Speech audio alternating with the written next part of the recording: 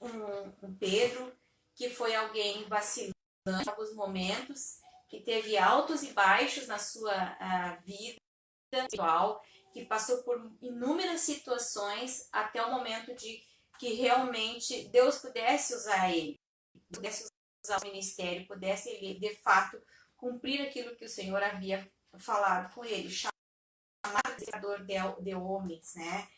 Que obedeceu o chamado do Senhor Jesus. E a gente fica pensando inicialmente, né, que quando a gente estuda a história do apóstolo Pedro, a gente tem aquela noção assim que o Senhor o chamou para ser pescador de homens e logo ele foi e acompanhou Jesus, e logo que ele acompanha ele já está fazendo isso. E na verdade não, ele não está fazendo desta maneira, ele teve que passar por um processo até que ele realmente pudesse ser chamado alguém que fosse pescador de almas, né? Não mais como ele havia sido antes. Ele precisou passar por um processo de transformação, ele precisou passar por um processo de amadurecimento bastante importante, né? Cair, levantar na sua caminhada.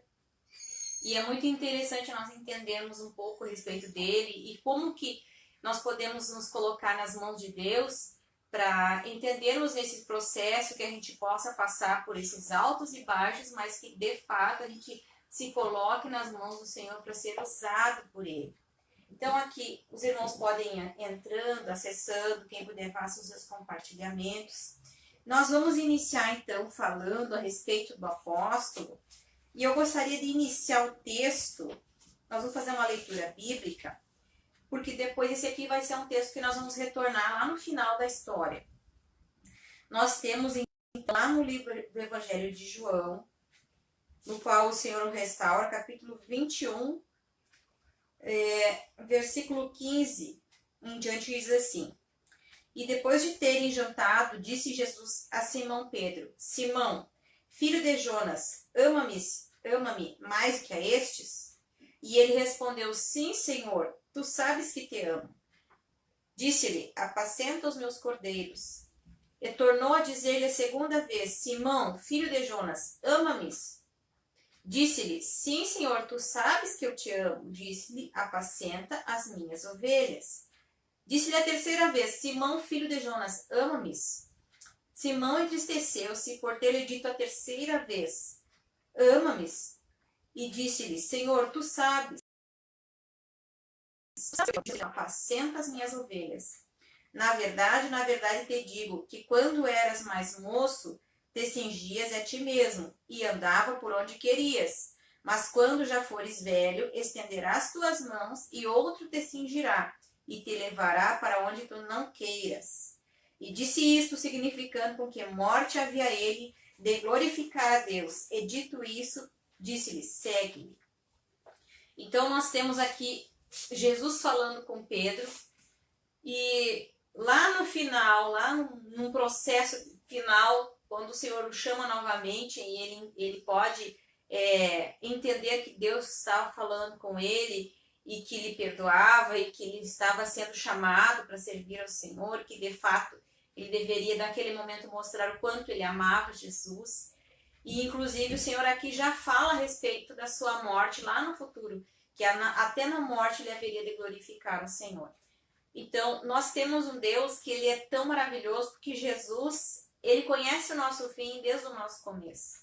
Aquilo que nós não sabemos da nossa história, nós não sabemos como é que nós vamos viver, nós não sabemos que processo que nós vamos passar, e o nosso Deus sabe. Então, Jesus, ele conhece o fim antes mesmo do começo. Então, Jesus conhecia quem poderia ser Pedro, aproveitado para a obra do Senhor desde o começo.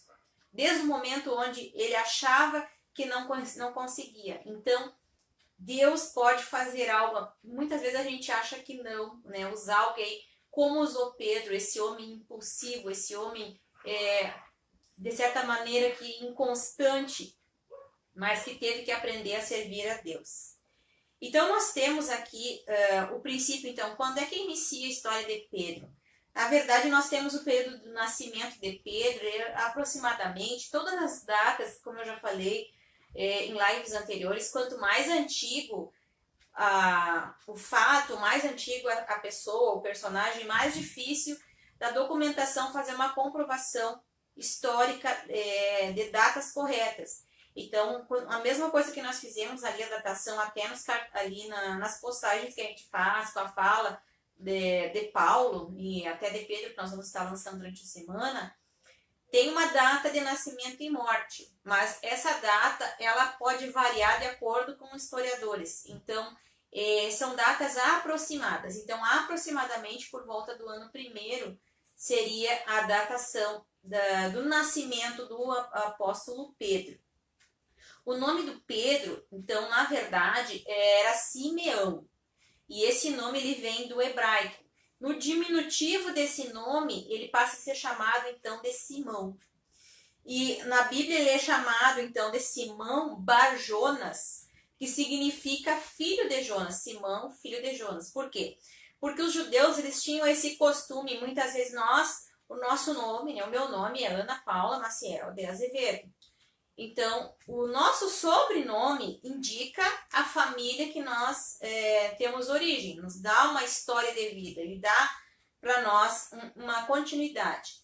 E nos judeus havia o costume de quando eles colocavam o nome, geralmente tinha algum nome filho de, representando aquela família, era como se fosse o sobrenome daquela época. Então, Bar-Jonas significa filho de Jonas ou João. E tem a interpretação que chama o mesmo nome do pai de Simão de tanto Jonas quanto João. O mesmo acontece com Silas. Nós encontramos Silas sendo chamado de Silas e também sendo chamado pelo nome de Silas. Mas é a mesma pessoa, só que de maneiras distintas que são chamados. No caso aqui, Simão Bar-Jonas, o prefixo bar desta palavra vai indicar filho de. Então, o que vem seguinte é Jonas, filho de Jonas. E o pai do Simão, ele já era pescador. Então, havia dentro do costume judaico, geralmente os filhos, eles continuavam o trabalho dos pais. Eles aprendiam o mesmo ofício e depois eles herdavam aquele ofício do pai. Geralmente, o filho mais velho é o que ficava com aquela propriedade, dando continuidade ao seu pai.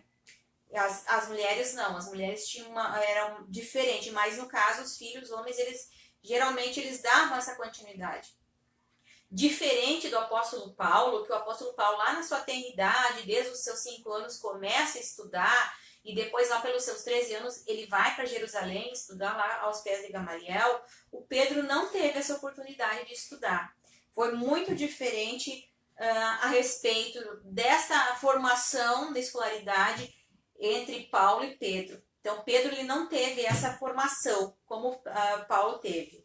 Jesus depois vai chamar Pedro de Petros, né, que vem do grego, que é pedra ou lasca de pedra. E depois, quando chegar no texto que nós vamos falar, quando Jesus chama que ele edificaria a igreja, que ele fala, tu és Pedro, e sobre essa pedra eu edificaria a minha igreja, havia um trocadilho na língua do grego entre Petros e Petra. Então, quando Jesus está falando ali, ele está dizendo, tu és Petros, ou seja, lasca de pedra, ou pedregulho, lasca de pedra de rocha, mas sobre essa Petra, ou seja, sobre a rocha que é Cristo, a pedra que é Cristo, edificaria a minha igreja. E depois o próprio apóstolo Pedro vai ratificar isso, vai informar nas epístolas de Pedro e vai falar que Jesus é a pedra angular, Jesus é a pedra sobre a qual tudo está construído.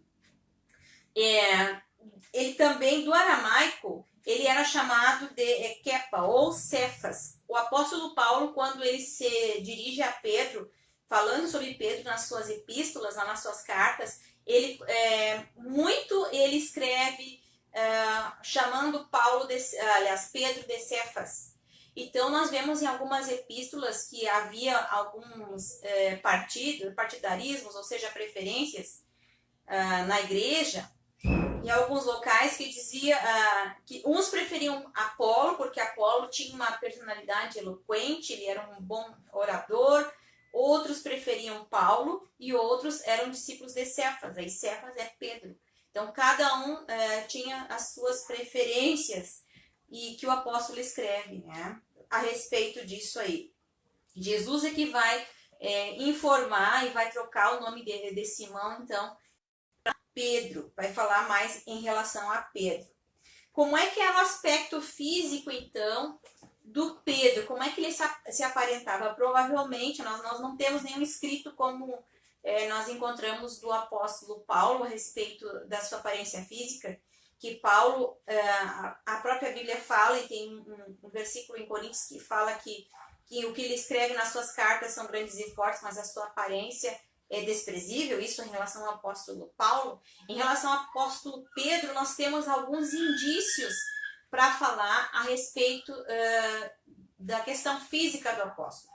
Provavelmente ele era um homem forte, um homem grande. Por quê? Devido ao trabalho que ele exercia. Então, vocês imaginam, ele era um bom nadador, porque antes desse encontro que nós lemos aqui no início, a respeito de esse último encontro, essa fala de Jesus com Pedro, ele desce da embarcação e sai nadando para encontrar Jesus. Então, ele era um bom nadador, e provavelmente para exercer essa função de pesca, como ele exercia, ele precisava ter um bom preparo físico. Então ele era um homem forte, ele era um homem robusto, era um bom nadador. Provavelmente a pele dele seria uma pele mais escurecida devido ao próprio trabalho que ele exercia e ressequida. Então, quando nós falamos no apóstolo Pedro, nós imaginamos um homem um pouco diferente no seu aspecto físico. Então ele era um homem forte, um homem robusto, um homem com a pele mais ressequida, mais escurecida, por ser queimado do sol em função do trabalho onde ele estava, né? A questão da sua pescaria. Então, ele era natural de Betsaida. Betsaida significa casa de pesca. Então, o seu pai, ele havia um trabalho que ele exercia uma espécie de uma pequena empresa de pesca que ele tinha em sociedade com os filhos com Zebedeu e seus filhos, João e Tiago. Então nós temos ali eles trabalhando naquele local e exercendo essa profissão. E essa região é uma região da Galileia. E os galileus, isso aí é bastante interessante nós falarmos agora, que depois vai dar muito, depois quando nós vemos lá no Atos dos Apóstolos, quanto eles eram desprezados e eles eram marginalizados, porque os galileus, a região dos galileus eram pessoas rudes, eram pessoas que que trabalhavam no seu ofício, elas não tinham um estudo, não era como a região da Judéia, Jerusalém, que as pessoas tinham uma formação, que tinham estudos, que tinham essa possibilidade de estudar, que tinha esse preparo teológico. Então, as pessoas da região da Galileia eram pessoas simples, pessoas que viviam de trabalhos braçais, não eram pessoas que exerciam profissões intelectuais, eram pessoas que exerciam profissões normais do dia a dia, que necessitavam usar o braço, pessoas normais do seu dia a dia, mas os judeus que estavam em Jerusalém, na região da Judéia, eles discriminavam os galileus. Eles discriminavam tanto os galileus que chegava a se comparar quase aos samaritanos, porque o judeu ele não se dava com o samaritano. Nós temos toda uma questão histórica que não é o tema dessa live de hoje, mas só para dar uma pincelada. Os samaritanos têm toda uma questão histórica do povo que foi retirado da sua terra, uma mistura de povos que moram naquela região.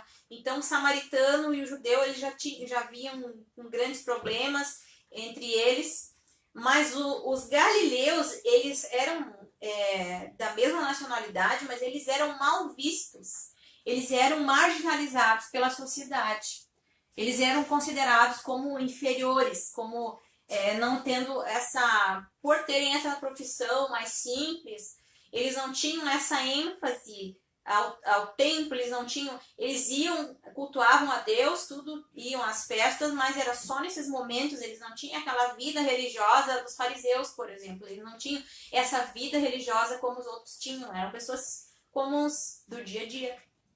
Então eles eram muito marginalizados naquela época, os galileus. Então imagina, para eles, quando tanto Jesus, quando ele sai a pregar, e tanto os apóstolos, quando eles falam, inclusive o próprio sotaque do Pedro dessa região vai denunciar ele no momento quando ele negou Jesus, e vai denunciar ele lá quando ele está falando perante o Sinédrio, quando ele se levanta para falar, para pregar, o sotaque dele, a fala dele vai denunciar que ele é galileu. Então, os galileus, eles não tinham uma linguagem culta, uma linguagem formal, uma linguagem correta, eles tinham uma maneira determinada de falar, normal, do dia a dia, comum, como as pessoas falam. Então, isso denunciava muito da região onde eles eram e eles sofriam bastante preconceito com isso. Também porque tem uma região da Galileia ali próxima que já ficava em limites com outros povos, no qual eles faziam esse comércio e tinham esse acesso. Então, eles já viviam dessa maneira, eles não tinham tanta essa preocupação, essa separação que o judaico tinha lá, de ser diferente dos outros povos. Aqui o galileu não, ele é um povo simples. Então isso vai ser bastante interessante depois, que influencia muito no que as pessoas pensam, tanto a respeito dos apóstolos que vêm dessa região, quanto o próprio Cristo, que também passa por essa região.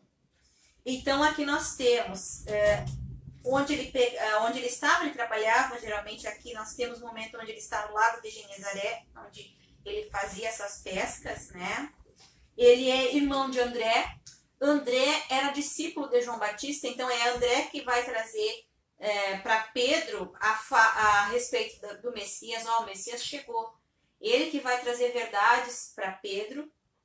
Então nós temos algo assim bastante interessante. Quando nós vamos falar a respeito dos fatos históricos, quando nós temos ali os 4 evangelhos, alguns fatos eles estão organizados de forma não tão cronológica como aconteceram. O mais próximo dos evangelhos que chega de uma forma mais cronológica, o que mais se preocupa em citar os fatos na linha de tempo é Lucas. Então nós vamos basear a respeito da história de Pedro no Evangelho de Lucas, que dá situações mais detalhadas a respeito da vida dele. Mas nós temos aqui algo bastante importante a falar, que entre o ano 25 a 27 depois de Cristo seria um ano onde ele se casou. Então Pedro era casado, e aí ele vai passar a morar na cidade de Cafarnaum. E é interessante falar, quando nós falamos a respeito de Pedro, que Pedro era casado, a gente vai se lembrar sempre da cura da sogra de Pedro. Pedro era casado, Jesus curou a sogra dele. Mas Paulo fala que a mulher de Pedro o acompanhava nas suas viagens. Nós temos no livro de 1 Coríntios, no capítulo 9 e versículo 5, tá? Paulo está falando a respeito de Pedro. Não temos nós o direito de levar conosco uma esposa crente, como também os demais apóstolos e os irmãos do Senhor e Cefas? Então, Paulo está se referindo a Pedro. Pedro levava sua esposa nas suas viagens, acompanhava ele no seu trabalho. Então, aqui nós temos uma afirmação para colocar a respeito de que realmente Pedro era casado. E aí nós temos esse encontro, que provavelmente, porque Jesus, nós temos dentro do processo histórico, né, a respeito de Pedro, nós temos todo esse momento que Jesus está pregando, e Pedro, ele tem um conhecimento de Jesus muito antes de Jesus o chamar de fato para ser pescador de homens. Então, é bem complicado. Como é que imagina naquela época uma pessoa que não tinha uma certa cultura, não tinha muito conhecimento, não tinha muita... pelo fato de ser galileu, tinha a preocupação do trabalho, do braçal. A única coisa que nós podemos dizer em relação a Pedro é que ele poderia falar um pouco do aramaico, em função do comércio que ele deveria exercer. Então, ele não tinha uma linguagem muito culta, muito formal para fazer os seus negócios, ou até mesmo depois, a não ser quando ele vai lá, depois no Atos dos Apóstolos, se posicionar, que aí as pessoas mas como? Como é que pode esses varões galileus aí, como é que pode falar dessa maneira, né? Por quê? Porque o Espírito de Deus tomou conta da vida dele.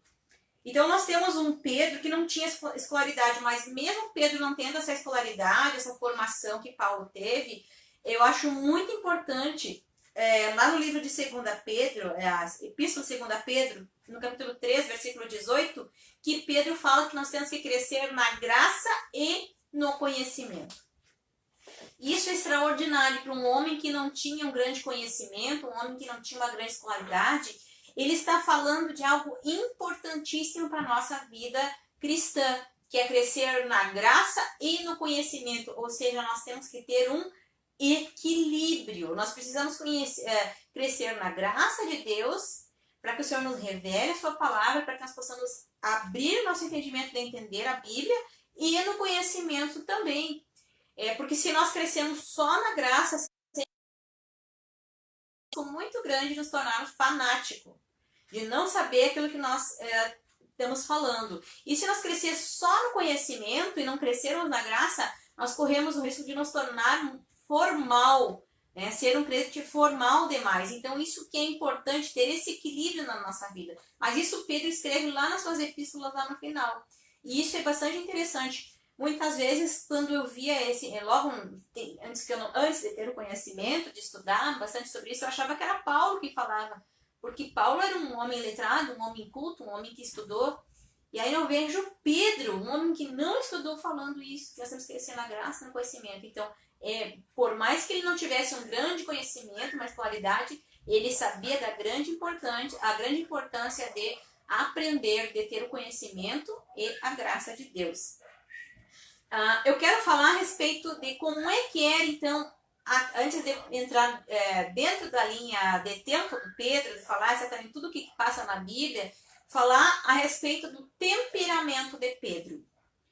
Nós temos já conhecimento dentro da área da psicologia, até mesmo na área de teologia, nós estudamos que existem 4 temperamentos.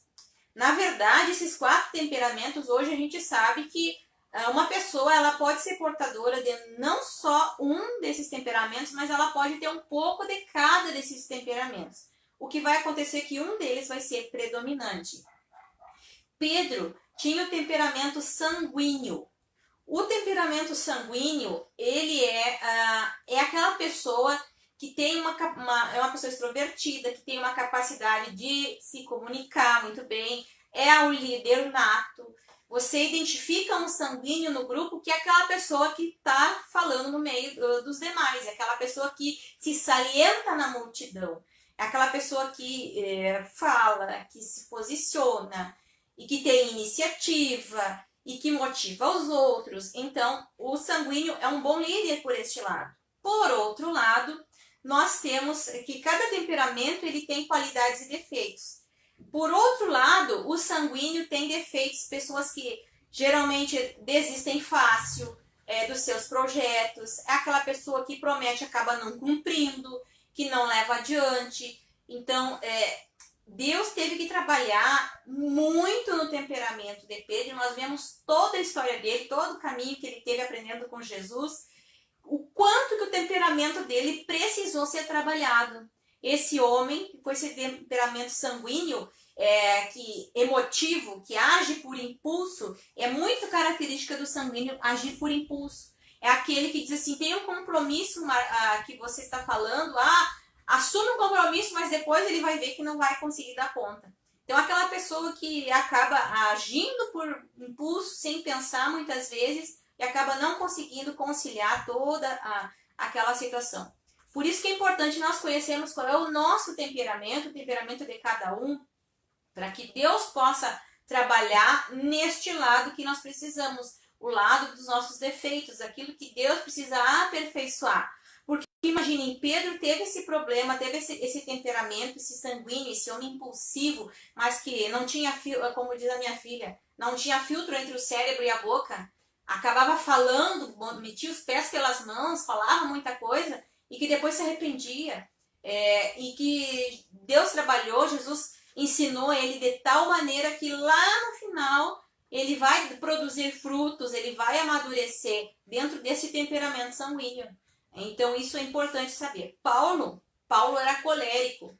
O colérico, ele é muito impositivo, ele é aquela pessoa que se compromete e faz. Ele acaba sendo um líder, geralmente pessoas têm uma tendência muito ao militarismo, quem é o colérico, pessoas muito rígidas, é aquela pessoa, tarefa dada, tarefa cumprida, é a pessoa que vai e faz, é a pessoa que executa ordens, mas por outro lado são pessoas orgulhosas, que têm dificuldade de perdoar, pessoas mais duras e que têm, geralmente, são pessoas que acabam sendo um pouco egocêntricas, que Deus tem que trabalhar. E isso nós vimos também na história de Pedro, que, aliás, de Paulo, que era aquele homem que por ser zeloso pelo judaico, ali, pelas leis judaicas, ser zeloso por aquilo que ele acreditava, eles saíam matando os cristãos e fazendo horrores naquele período, e que ele era um homem orgulhoso. Nós vemos isso logo em seguida da conversão, depois dos 3 anos na Arábia, quando ele vai a Jerusalém para falar com Pedro e os apóstolos,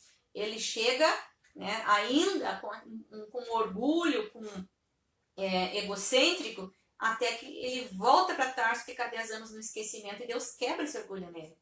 E Pedro, nessa questão do sanguíneo, exatamente foi todo esse processo que ele teve que passar, porque lá no final, esse Pedro, o impulsivo, que fala sem pensar, que age dessa maneira, vai entender aquilo que o Senhor Jesus ensinou ele, toda a trajetória, para colocar em prática aquilo que ele aprendeu com Jesus e para falar de verdades que ele muitas vezes não tinha amadurecido ainda para ser usado. Por isso que é importante nós aprendermos com o Senhor.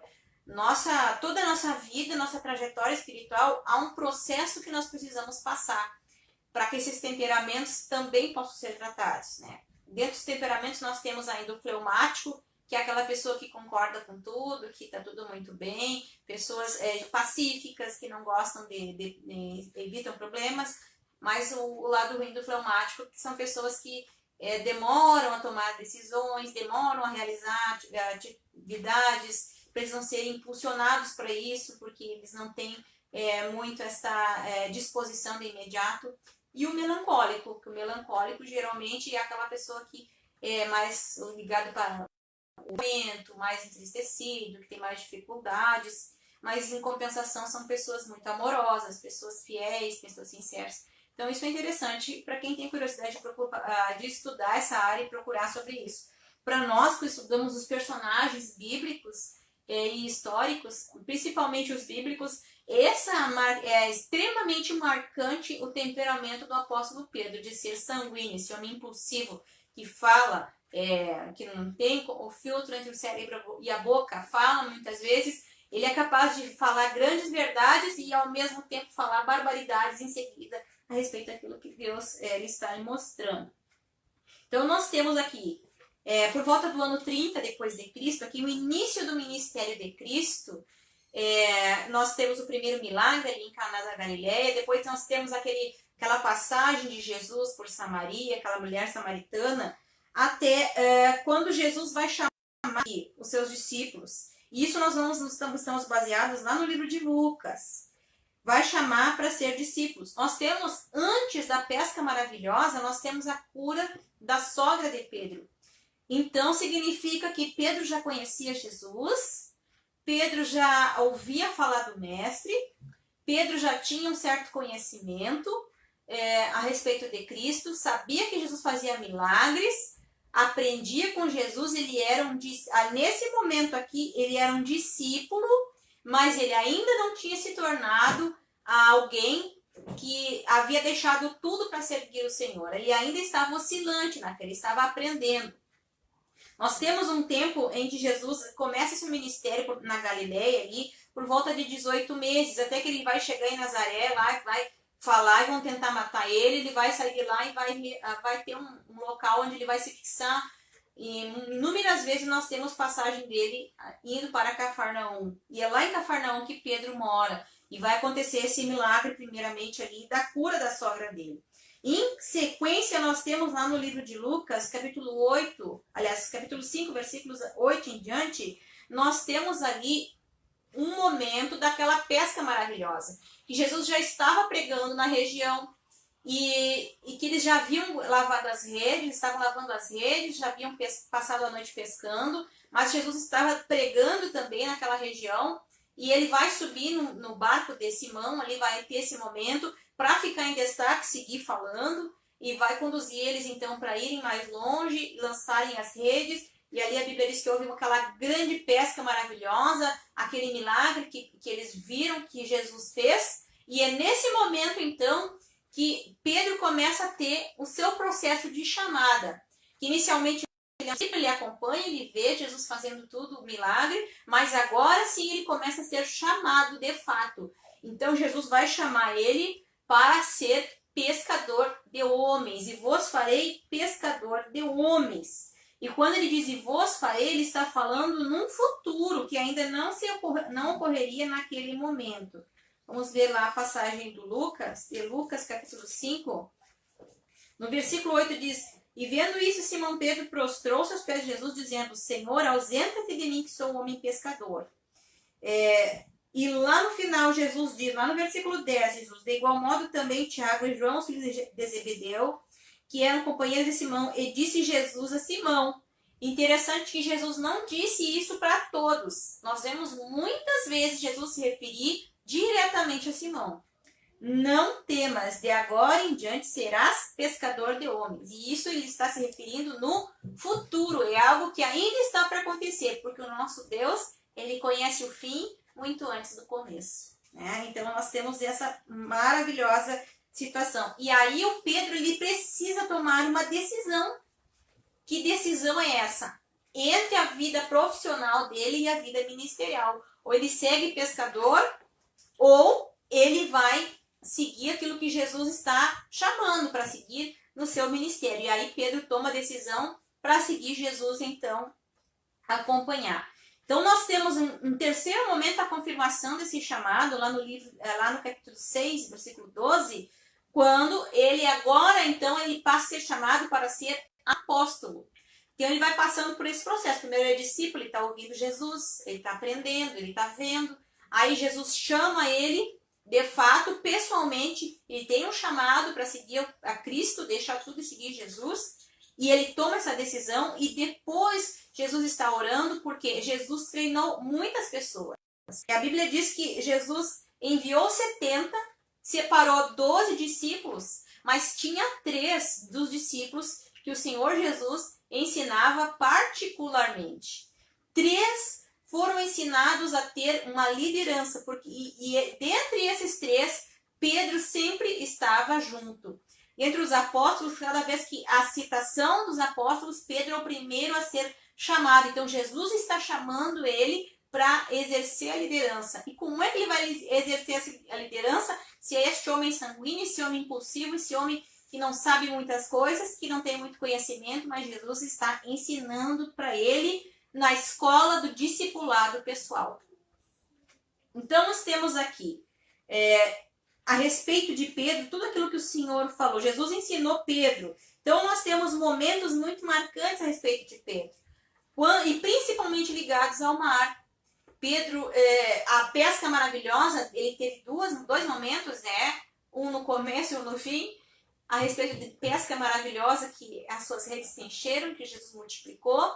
Nós temos um momento quando Jesus acalma, quando eles estão no barco, que Jesus acalma aquela tempestade, embora eles já conhecessem Jesus, sabiam que Jesus estava no barco e estavam apavorados. Mas eles precisavam aprender de Jesus. E quando Pedro vai andar por sobre as águas? Nós temos essa passagem que eu acho extraordinário, fato. Embora muitos vão acusar Pedro, Pedro vacilou, Pedro faltou fé.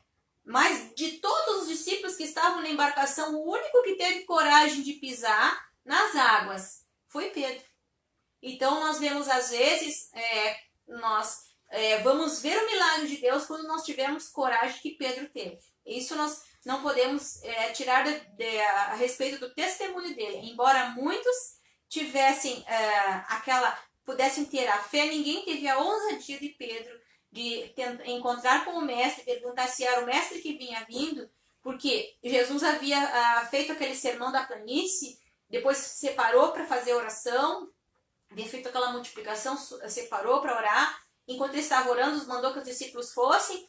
Então, eles estavam naquele local, naquele momento onde houve aquela tempestade. Jesus vem estar com eles. Jesus anda cerca de 6 a 7 quilômetros por cima das águas até encontrar com eles. E naquela época havia muita mitologia de fantasmas e aparições e medos, principalmente dentro das embarcações. Mas aquele temporal era uma situação diferenciada.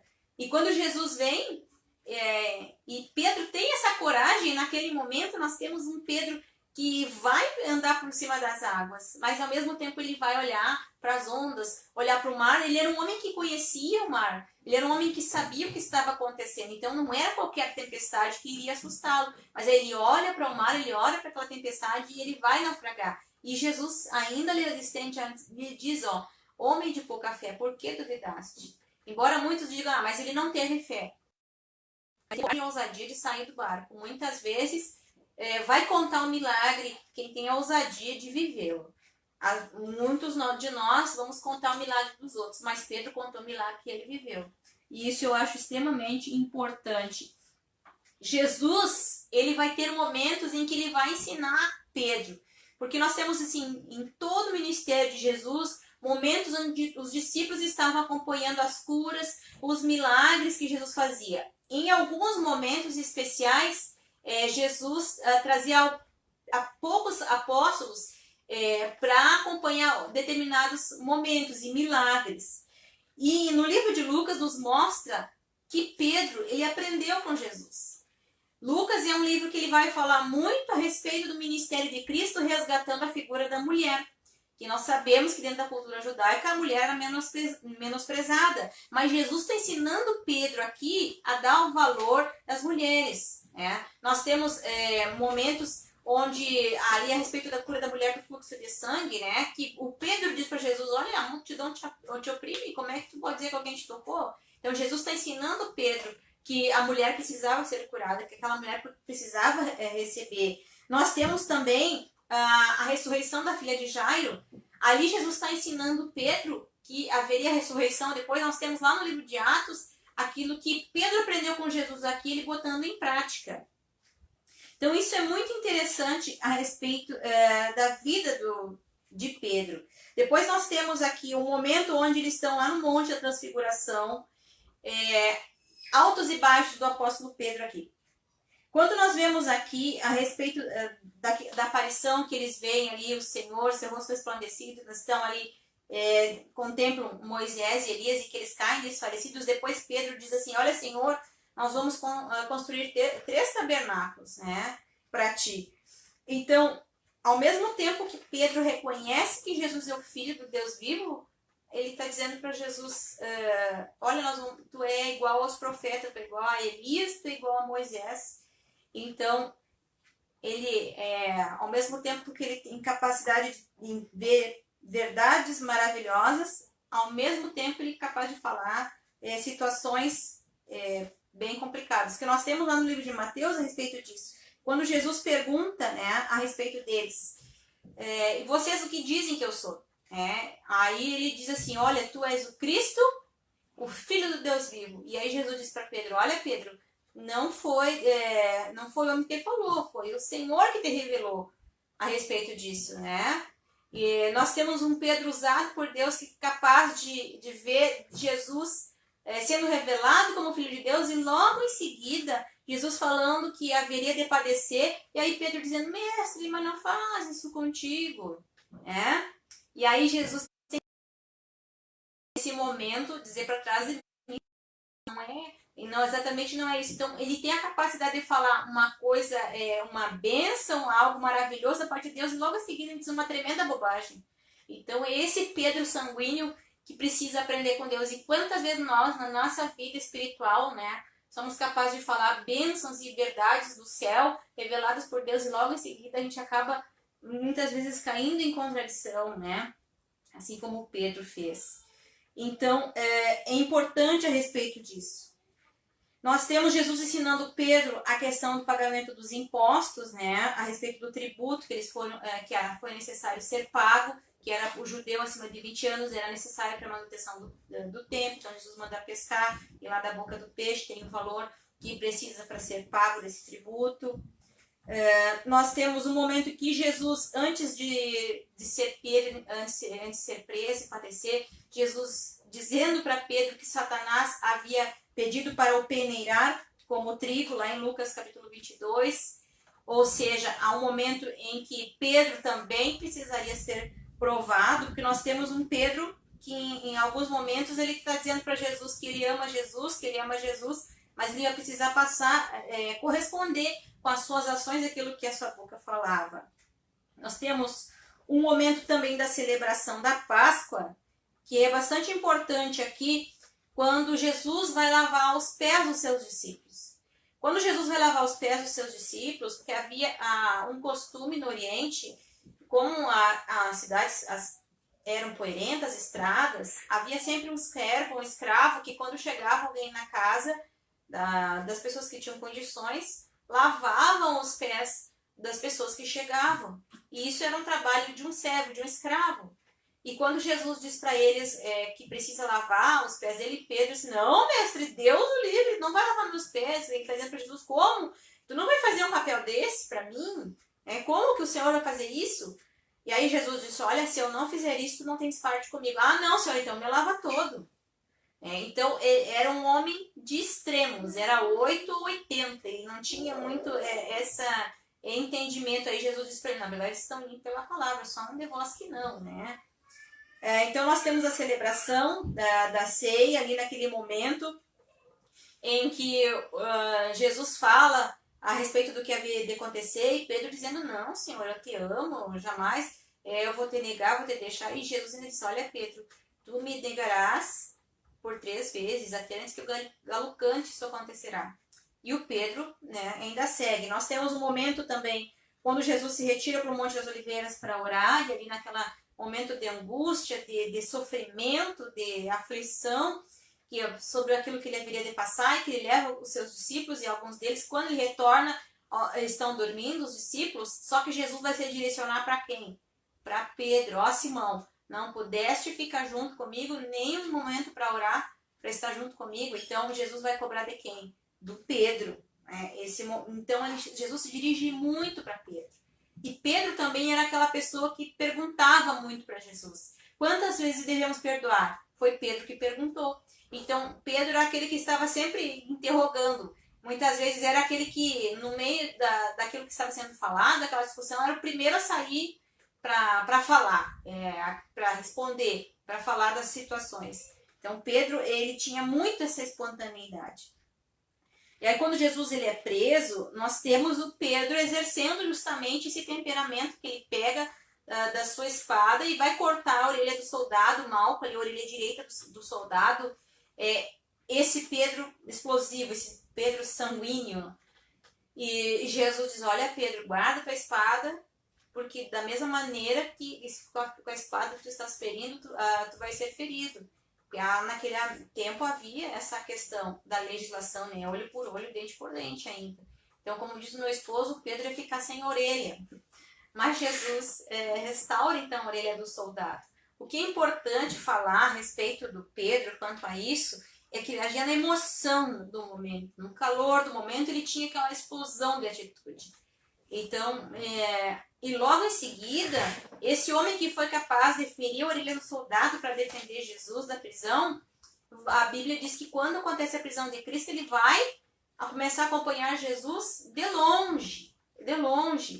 E por 3 momentos, onde ele vai, as pessoas vão encontrar ele vai, a criada vai reconhecer ele, olha, não era tu que andava com ele. Aí, primeira vez, Pedro vai negar, não era eu, não conheço esse homem.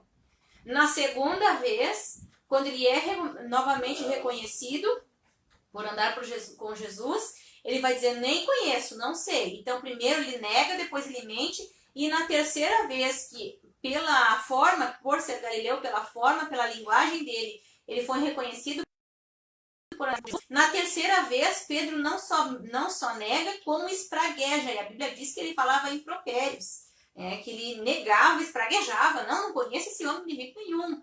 E aí é nesse momento que o galo canta e Pedro chorou amargamente. Então aqui Pedro caiu em si aquilo que a grande bobagem, né, o grande erro, o grande situação que ele fez, porque aquela pessoa que dizia que amava Jesus, que não ia deixar nada acontecer com Jesus, e há alguém que está negando Jesus e até mesmo falando contra o mestre, né? É interessante a respeito dessa situação, a respeito do Pedro, e aí ele chora e se arrepende verdadeiramente, né? Há um momento que agora Pedro é um homem que passa a se converter, porque Jesus dizia para ele: Pedro, Pedro, quando tu te converteres, fortalece os teus irmãos. Como eu havia falado anteriormente, Jesus sabe o fim muito antes do começo. E sabia que Pedro precisava passar por esse processo. Então, quantos de nós, na nossa trajetória cristã, estamos aí sendo discípulos, ouvindo a mensagem, acompanhando os cultos, vivendo nossas vidas cotidianas, mas muitas vezes quando o Senhor nos manda deixar o barco e a embarcação e as redes e deixar a pescaria para trás e seguir a Cristo, nós estamos oscilantes, não sabemos como Pedro ficou, não sabia se ia ou se não ia. Depois Pedro decidiu ir, mas ao longo da caminhada Pedro viu Jesus fazer milagres, Pedro aprendeu com Jesus forma de tratar as pessoas, Pedro ouviu verdades que o Senhor Jesus estava pregando, e aí ia chegar um momento que, mesmo ele dizendo tudo isso, ele vai negar o Senhor, vai blasfemar, muitas vezes vai falar palavras que não deveria falar, espraguejar, né? Eu não conheço esse homem de jeito nenhum. Então, mas aqui chega um ponto que nós vemos onde ele cai verdadeiramente em si. E ele chora amargamente. Esse choro é um choro realmente de alguém que está arrependido pelo seu grande pecado que ele havia feito. Depois nós temos o momento da ressurreição de Cristo, o período passado da crucificação e a ressurreição, e ali onde as mulheres foram até o sepulcro. Nós temos um momento que a Bíblia nos relata, em Marcos 16:7, que o anjo fala às mulheres o seguinte: para avisar o que havia acontecido e para avisar Simão. Por quê? Porque nessa altura Pedro já imaginava que já tinha tudo perdido. Ele já tinha negado o mestre, estava naquela situação, Jesus havia morrido, então tudo estava acabado. Todo o ministério dele estava acabado. Mas logo em seguida Jesus aparece, ele consegue contemplar o mestre, só que mesmo depois de contemplar o mestre, a Bíblia diz que foi o que nós lemos aqui no início da mensagem, lá no livro de João, que Pedro vai pescar novamente. Ele não só vai pescar, como alguns discípulos o acompanham, quer dizer, ele chega a um ponto de desistir e achar que não adianta mais o seu ministério, o seu chamado, ele não tem mais chance de fazer mais nada, ele ali findou talvez aquele projeto de vida e ele vai pescar. E ali a palavra do Senhor nos diz que Jesus aparece e lhes fala a respeito de jogar as redes. Alguns discípulos, alguns que estavam ali, João reconheceu que era o mestre, mas ninguém ousava falar que era Jesus que estava ali, que estava com fome, chamou eles para se alimentarem, e que Jesus manda jogar a rede, e que ali novamente é uma multiplicação dos peixes ali que vem a rede, e aí nesse momento Pedro nem se preocupa mais em pegar os peixes. A Bíblia diz que ele se veste e ele sai nadando para encontrar com o Senhor. E ali eu acho muito maravilhoso que Jesus vai resgatar no Pedro esse momento, o seu, não só o ministério, o seu chamado, mas a sua pessoa em si. Quando Jesus pergunta para ele por 3 vezes se Pedro o amava. Jesus está ali falando para ele, assim como ele negou Jesus 3 vezes, Jesus está dando uma oportunidade de ele reconhecer seu erro e agora ele se posicionar por 3 vezes. Jesus diz para ele que a maneira dele mostrar o seu amor não era falando, mas era fazendo. Como é que ele deveria mostrar o seu amor por Jesus? Não era falando, eu te amo. Não, apacenta os meus cordeirinhos. Então era a maneira dele mostrar para Jesus o quanto ele o amava. E na nossa vida nós podemos fazer esse comparativo que a maneira que nós podemos mostrar que amamos ao Senhor Jesus não é simplesmente só falando, mas é vivendo, é botando em prática aquilo que nós falamos. E aí nós vemos passado esse período dos 40 dias da ressurreição, 10 dias em seguida, que vai completar os 50, nós temos a descida do Pentecostes, já no livro de Atos dos Apóstolos. E quando há esse momento, esse avivamento, que a Bíblia fala no livro de Atos, a respeito da descida do Pentecostes, nós temos um Pedro diferente, completamente diferente daquele Pedro que passou toda aquela trajetória com Jesus e que teve altos e baixos na sua vida. Nós temos um Pedro se levantando e falando à multidão. Nós temos um Pedro cheio do Espírito Santo. Nós temos um Pedro pregando a palavra de Deus. E a Bíblia diz que nessa mensagem, fora o período da descida do Pentecostes, onde 120 estavam ali buscando o poder de Deus, nós temos agora uma pregação em sequência do apóstolo Pedro que se levanta e começa a pregar a respeito de Cristo, falando do ministério, o que estava acontecendo com eles ali, que era a descida do Espírito Santo, que a Bíblia já prometia, que havia os profetas falado, e nessa primeira mensagem quase 3.000 almas se converteram, se batizaram, creram no Senhor Jesus, a respeito da pregação deste homem. E agora esse homem que não tinha cultura, que era um galileu, que vinha de um local marginalizado, um lugar que não tinha muito valor, esse homem sanguíneo, que tinha um temperamento completamente impulsivo, com altos e baixos na sua trajetória, é o homem que se levanta para pregar e que as pessoas aqui estão aprendendo do Senhor e se converteram. Então, nós temos em 2 momentos. Um momento ele prega, 3.000 se convertem, depois mais 5.000 em uma outra mensagem que Pedro fala. Então, um homem que não está falando simplesmente com a linguagem que ele aprendeu, da maneira como ele viveu, mas é um homem que está com o poder do Espírito Santo para falar. Aqui é um poder sobrenatural de Deus sobre a vida dele que vai levar ele a falar, porque agora ele está falando de verdades grandiosas que, como por sendo simplesmente um galileu que morava naquela região, talvez não tivesse condições de falar, mas Pedro está falando de uma maneira onde ele está cheio do Espírito Santo. E aí nós temos também um momento que logo em seguida eles vão, Pedro e João vão orar na hora nona, vão até o templo ali buscar o Senhor, e à porta do templo ali havia um homem que estava ali paralítico, naquele lugar, a porta formosa, ela era formosa porque ela era feita de bronze e tinha prata e ouro incrustado. Então nesse horário, principalmente, era um horário que batia o sol e aquela porta resplandecia, brilhava, então por isso ela era chamada Porta Formosa. Era uma porta muito linda e muito cara também, era algo bastante grande.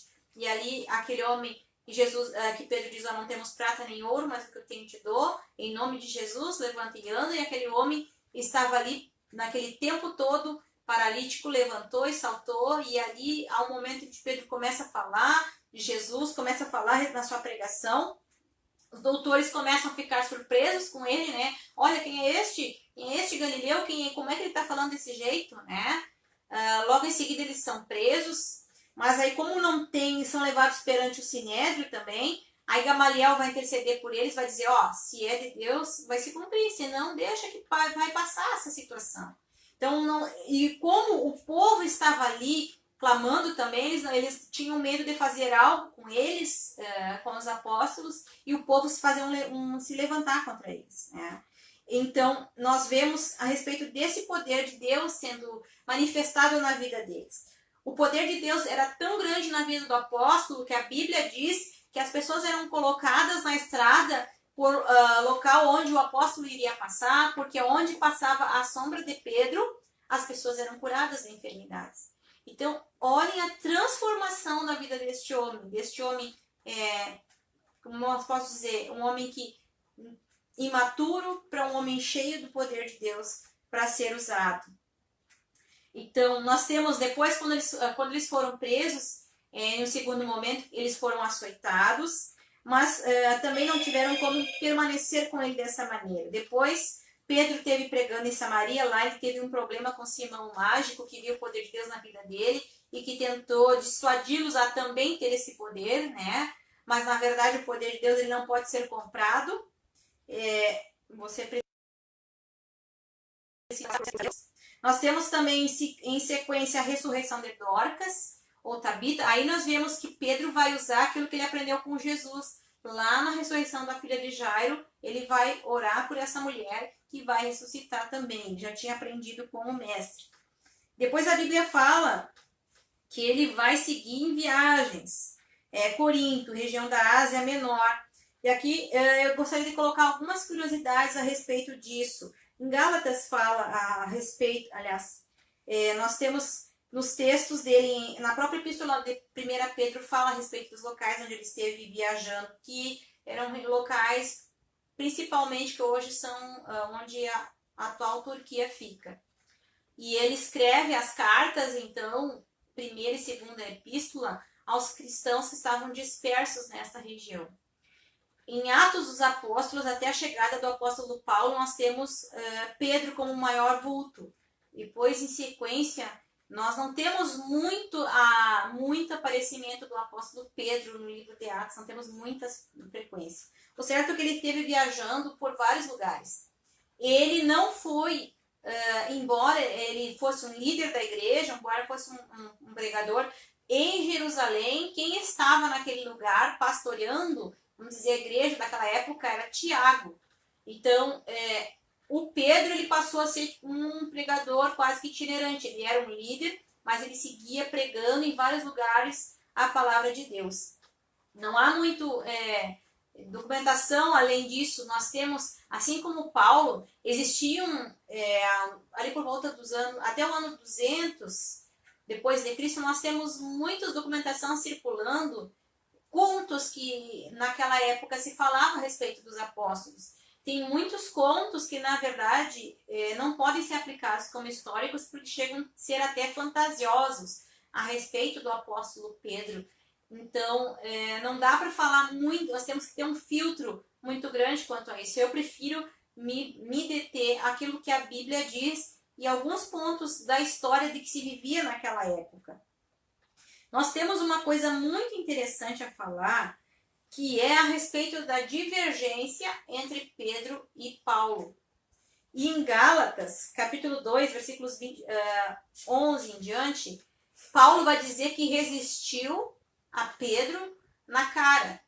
Ou seja, é uma situação bastante constrangedora, porque Pedro, nós temos ali, que eu acabei pulando falar, o momento que ele vai falar para o centurião, ali o Cornélio, que era um gentil, e que Deus abençoa a casa dele, nós temos Pedro, inicialmente nas igrejas, que está participando da comunhão junto com as pessoas, com os gentios, pessoas que não eram judeus de fato, né? E quando vem alguns, que a Bíblia diz a parte de Tiago, mas na verdade são os judaizantes que estão em Jerusalém, vão para as regiões onde Paulo está evangelizando e ganhando muitas almas, eles vêm com os preceitos judaicos para aplicar para aqueles cristãos, eles são os judaizantes. E Pedro, quando chega a esses judaizantes, ele começa a se afastar dos gentios que antes estavam comendo à mesa, participando com os irmãos, ele começa a se afastar, e aí é por isso que Paulo vai repreender Pedro. Mas olhem a situação, Pedro está repreendendo o líder, que era Paulo. Aliás, minto, Paulo está repreendendo o líder que era Pedro. Paulo teve a sua conversão bem posterior. Pedro foi chamado por Jesus. Pedro era o líder da igreja naquele momento. E aí nós temos Paulo se levantando publicamente e repreendendo o seu líder, que era Pedro. Em outro momento, eu acho que Pedro teria sacado da espada, teria pegado qualquer coisa que estivesse próximo dele e ido às vias de fato com Paulo. Porque embora Paulo estivesse com a razão, e Paulo vai argumentar, inclusive, dentro da razão dele, e Paulo estava correto. Só que Paulo faz isso publicamente perante todos. Então hoje nós diríamos que faltou para o Paulo, nesse momento, um pouco de ética ministerial. Ele deveria ter chamado Pedro e falado em particular, não exposto, mas em outro momento eu acho que Pedro Se ele não tivesse sido verdadeiramente transformado por Jesus, talvez Pedro tivesse se levantado contra Paulo e o resistido, e hoje talvez a história da igreja seria diferente. Mas nós temos agora um Pedro transformado, que foi capaz de ouvir a repreensão e aceitar essa repreensão. Não se levantou contra o apóstolo, não causou um problema pior. E nós temos então agora do martírio de Pedro. Nós não temos comprovações históricas que de fato tenha acontecido em Roma, embora muitos pais da igreja escrevam a respeito disso. Orígenes escreveu a respeito do martírio de Pedro, que foi, segundo eles, foi na cidade de Roma, mas nós não temos... existem fortes indícios que foi em Roma, mas não temos comprovação documental que foi em Roma. E Pedro, nós temos no ano 64, o mesmo fato que houve ali a respeito do apóstolo Paulo com o incêndio da cidade de Roma, que Nero, então, ali começou com a perseguição aos cristãos. Pedro também vai sofrer da mesma situação, começa a ser perseguido também a respeito, em função disso, né? Dessa primeira perseguição de Nero contra os cristãos. E os historiadores aqui, os pais da igreja, falam a respeito de Pedro, que Pedro, então, receberia do Império Romano a pena capital, que seria a crucificação. Paulo não morreu crucificado porque Paulo tinha para os romanos. Mas Pedro, então, seria crucificado. Aí, conforme o versículo que nós lemos lá no início, que Jesus fala que na sua morte ele haveria de glorificar o Senhor, Pedro, então, foi crucificado, mas segundo o que os pais da igreja, historiadores relatam, que Pedro diz que não queria morrer da mesma forma que o Senhor, então pediu para ser crucificado de cabeça para baixo. E foi assim que o apóstolo Pedro, então, terminou os seus dias nesta terra, servindo ao Senhor até mesmo na sua morte. E o que fala para nós a respeito da nossa vida cristã, neste apóstolo que teve uma vida de altos e baixos com seu temperamento, com suas dificuldades, é que não há causa perdida para o Senhor. Nós olhando humanamente por este homem sanguíneo, esse homem iletrado, esse homem rude, esse homem que muitas vezes precipitado, impulsivo, esse homem por vezes violento, esse homem por vezes preconceituoso, esse homem desta maneira, que nós, talvez humanamente, poderíamos dizer, não tem o que fazer com este homem. No mundo se diz, pau que nasce torto, até a cinza sai torta, morre torto. Mas Jesus pegou esse homem, 3 anos tendo paciência com Pedro, ensinando tudo para Pedro, mesmo Pedro não aprendendo exatamente como deveria aprender, mas ao momento em que Pedro realmente se converte, se arrepende dos seus pecados, daquilo que ele havia feito, e mais do que isso, ele é revestido pelo Espírito de Deus, pelo Espírito Santo, e agora nós temos um Pedro completamente transformado, capaz de pregar verdades que talvez ele, por ser um galileu, não teria condições, pregar a palavra de Deus, fazer milagres e prodígios mais do que Cristo, porque nós não temos relato, embora a Bíblia diz que muitos milagres foram feitos que não foram relatados, nós não temos uma passagem bíblica que nos diga que a sombra de Jesus curou o enfermo, mas nós temos relato que a sombra de Pedro curava.